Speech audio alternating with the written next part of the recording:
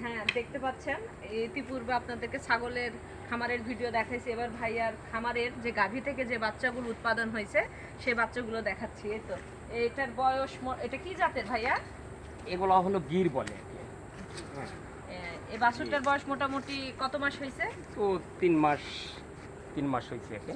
3 মাস plus হয়তো। হ্যাঁ, সব বাছুরগুলো অনেক সুস্থ সবল এটা এবং ভালো শাহিওয়াল। মানে। এটা শাহিওয়াল। জি, এটা শাহিওয়াল।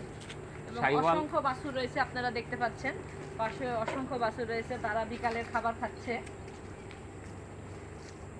এটা মুন্ডি। এটা মুন্ডি। জি, কালোটা। হ্যাঁ, এটা মুন্ডি। আর ওইটা এগুলো হলো যে ফিজিয়াম।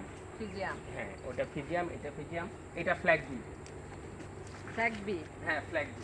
জি, অনেক সুন্দর এটা সুন্দর flag নাম bee। এবং বাছুরগুলো দেখতে অনেক সুন্দর। বিকালবেলা আসলাম ভাইয়ের খামারে।